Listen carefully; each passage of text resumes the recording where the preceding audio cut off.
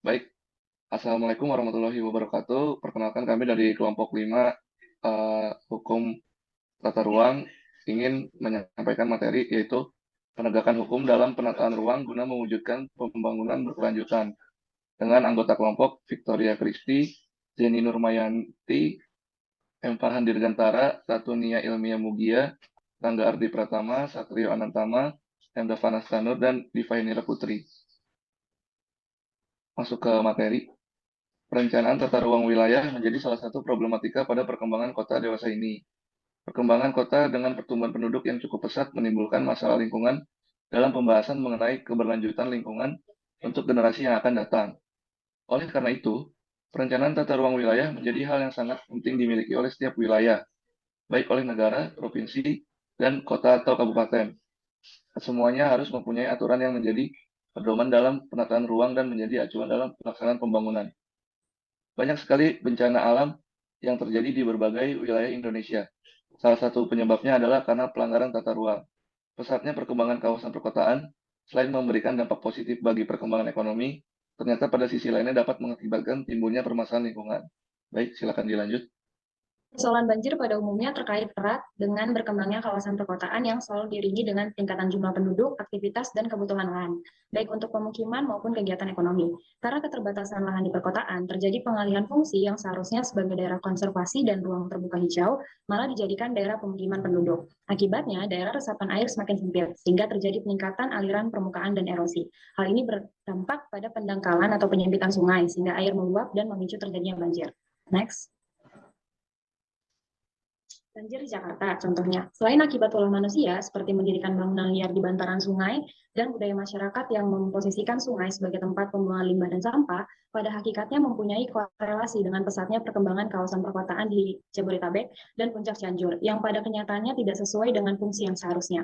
Di kawasan Bogor, yaitu Bogor, Puncak Cianjur, di mana secara geografis merupakan daerah hulu, penyimpangan telah banyak terjadi di sana, seperti banyaknya bangunan villa, hotel, dan rumah-rumah penduduk. Seharusnya fungsi kawasan Bopunjur merupakan kawasan konservasi air dan tanah yang memberikan perlindungan bagi kawasan di bawahnya untuk menjamin ketersediaan air, tanah, air pemukiman, dan penanggulangan banjir bagi kawasan Bopunjur dan daerah hilirnya. Terjadinya penyimpangan pemanfaatan lahan, baik pada daerah hulu maupun hilir Jabodetabek Punjur ini tidak terlepas dari adanya tuntutan kepentingan sektor ekonomi yang mengabaikan faktor lingkungan. Selanjutnya saya serahkan kepada teman saya yang lain. Baik, selanjutnya Kementerian Pekerjaan Umum menemukan indikasi pelanggaran tata ruang di 788 lebih di wilayah Jakarta, Bogor, Tangerang, Bekasi, dan kawasan Puncak serta Cianjur. Pelanggaran tata ruang juga terindikasi terjadi di banyak daerah antara lain di Makassar dan kawasan situs Triwulan di Jawa Timur. Selain itu, pelanggaran tata ruang juga terjadi di kawasan lereng Gunung Merapi. Menurut Dirjen Penataan Ruang, menurut seluruh pemerintah daerah diharapkan proaktif mengawasi adanya pelanggaran tata ruang di daerah masing-masing. Sebab jika hal ini dibiarkan dan tidak diawasi dengan baik, maka kerusakan alam akan bertambah parah dan juga nantinya tidak nyaman lagi untuk dihuni. Sesuai dengan kebijakan otonomi daerah, kewenangan pembangunan dan pengelolaan perkotaan menurut Undang-Undang Nomor 32 Tahun 2004 tentang Pemerintahan Daerah dalam hal kewenangan perencanaan, pembangunan, dan pengelolaan perkotaan merupakan bagian dari kewenangan pemerintah daerah. Dengan demikian, untuk mewujudkan penataan ruang yang membantu penyelenggaraan otonomi daerah, sebaik-baiknya perlu disusun strategi pendaya-gunaan penataan ruang yang senada dengan semangat otonomi daerah sehingga proses pelaksanaan pembangunan akan mencapai hasil yang efektif dengan memanfaatkan sumber daya secara efisien. Kemudian selanjutnya saya serahkan kepada rekan saya. Persoalan utama dilanggarnya tata ruang di Indonesia adalah karena penegakan hukumnya yang lemah. Undang-Undang Penataan Ruang mengatur 3 sanksi, yaitu yang pertama sanksi administratif diatur dalam pasal 62 sampai 64, lalu sanksi perdata pasal 66, 67 dan 75, lalu sanksi pidana pasal 69 sampai 74.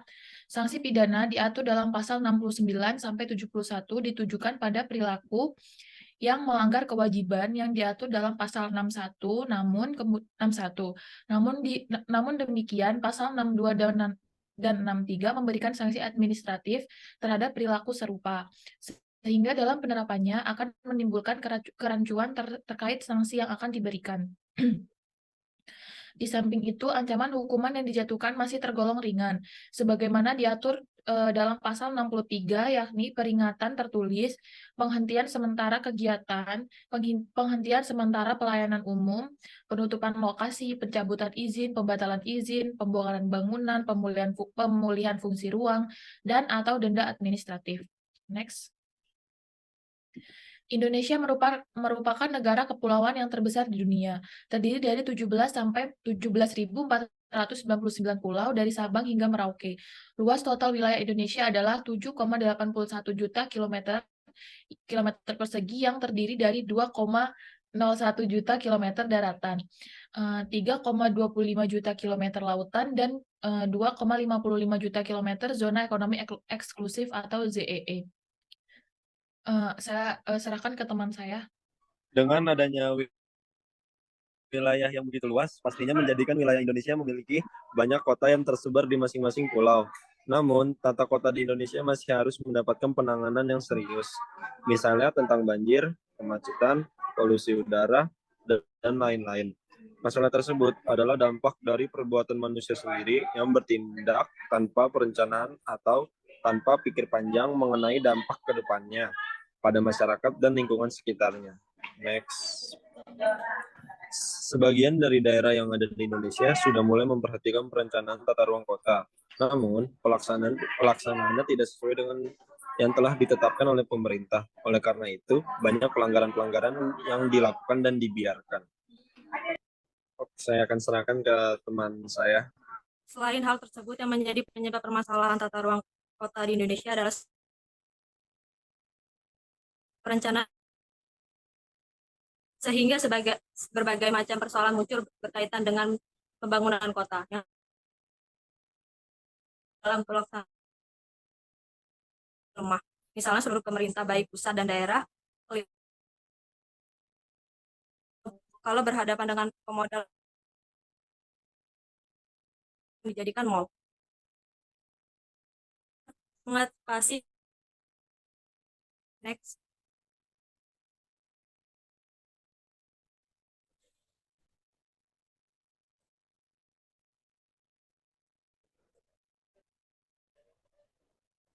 Jika diperhatikan pada negara-negara maju seperti Belanda yang membuat rencana tata ruang kota 100 tahun tidak berubah. Kita dapat contohnya, tetapi itu kembali lagi pemerintah terus melakukan pembiaran yang akan anggapan bahwa jika pemerintah diam berarti masyarakat berada di posisi yang benar. Selain masalah tersebut, ada masalah transportasi, yaitu semakin banyaknya masyarakat yang mempunyai kendaraan pribadi dan masih banyak lagi masalah-masalah lainnya. Masalah tersebut menambah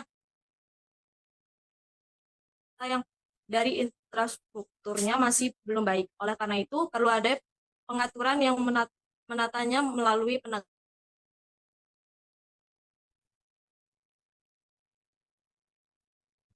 Selanjutnya, kesimpulan. Penegakan hukum sangatlah penting dalam proses penataan ruang. Proses ini dibutuhkan untuk menjaga agar penataan ruang yang telah direncanakan tetap diaplikasikan secara taat, sehingga tujuan pembangunan tersebut tercapai. Rencana tata ruang juga mempunyai peranan yang sangat penting, karena melalui rencana tata ruanglah kita dapat mengetahui secara komprehensif zonasi apa saja yang sudah ditetapkan di suatu wilayah. Dengan demikian, maka investor yang semakin mudah dalam menanamkan modalnya tanpa takut bermasalah di kemudian hari, sehingga secara tidak langsung akan menumbuhkan perekonomian di wilayah tersebut. Kebutuhan sarana dan prasarana fisik, baik yang diperlukan pemerintah dan swasta, serta warga masyarakat sendiri, merupakan hal yang harus dipahami secara cermat, proporsional, dan selaras dalam penataan ruang. Maka untuk mewujudkan ruang wilayah nasional yang aman, nyaman, produktif, dan berkelanjutan, hal yang utama adalah adanya harmonisasi antara lingkungan alam dan lingkungan buatan, juga keterpaduan dalam penggunaan sumber daya alam dan sumber daya buatan, dengan memperhatikan sumber daya manusia serta perlindungan fungsi ruang untuk menghindari adanya dampak negatif terhadap kerusakan lingkungan akibat pemanfaatan ruang. Selain itu, perlu disusun strategi pendayagunaan penataan ruang yang senada dengan semangat otonomi daerah. Dengan demikian, proses pelaksanaan pembangunan wilayah diharapkan akan mencapai hasil yang efektif dengan memanfaatkan sumber daya secara efisien. Baik, sekian pemaparan materi dari kelompok kami, kelompok 5, dan bukti video yang dibuat sebagai salah satu syarat untuk mengikuti UAS.